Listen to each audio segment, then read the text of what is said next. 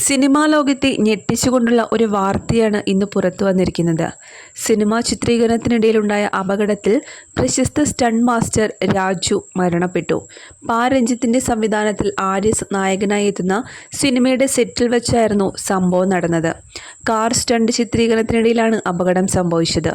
നടൻ വിശാലാണ് അപകട വിവരം സ്ഥിരീകരിച്ചത്. കൂടാതെ ഇന്ത്യ ടുഡേ ഉൾപ്പെടെയുള്ള ദേശീയ മാധ്യമങ്ങളും വാർത്ത റിപ്പോർട്ട് ചെയ്തിട്ടുണ്ട്.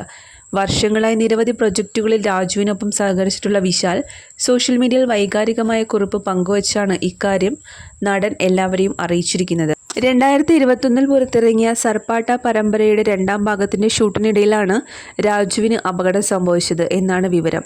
ബുദ്ധിമുട്ടേറിയ ഒരു കാർ സ്റ്റണ്ട് ചിത്രീകരണത്തിനിടെ സംഭവിച്ച അപകടത്തിലാണ് രാജു മരണപ്പെട്ടത്.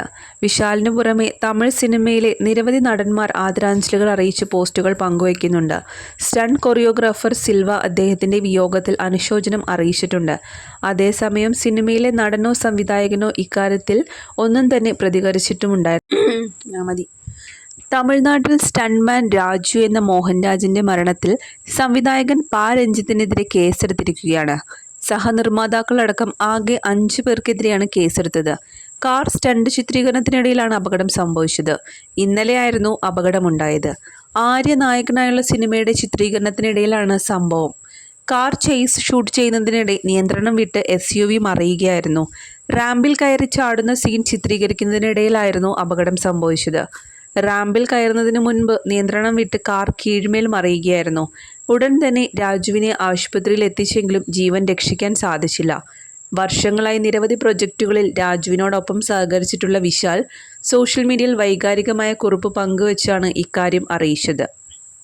മലയാള സിനിമാ നടൻ പൃഥ്വിരാജും രാജുവിൻ്റെ മരണത്തിൽ അനുശോചനം അറിയിച്ചുകൊണ്ട് തൻ്റെ സോഷ്യൽ മീഡിയ പേജിൽ പോസ്റ്റ് പങ്കുവച്ചിട്ടുണ്ട്. നിരവധി സിനിമകളിൽ രാജുവിനോടൊപ്പം പ്രവർത്തിച്ച നടൻ വിശാലാണ് വാർത്ത സ്ഥിരീകരിച്ചത്. എനിക്ക് രാജുവിനെ വർഷങ്ങളായിട്ട് അറിയാം. എൻ്റെ സിനിമകളിൽ അദ്ദേഹം നിരവധി അപകടകരമായ സ്റ്റണ്ടുകൾ ചെയ്തിട്ടുണ്ട്. അദ്ദേഹം വളരെ ധീരനായ വ്യക്തിയായിരുന്നു. എൻ്റെ അഗാധമായ അനുശോചനം. അദ്ദേഹത്തിൻ്റെ ആത്മാവിന് നിത്യശാന്തി ലഭിക്കട്ടെ. വിശാലിൻ്റെ പോസ്റ്റ് ഇങ്ങനെയായിരുന്നു. നിരവധി പേരാണ് അദ്ദേഹത്തിന് ആദരാഞ്ജലികൾ അർപ്പിച്ചു.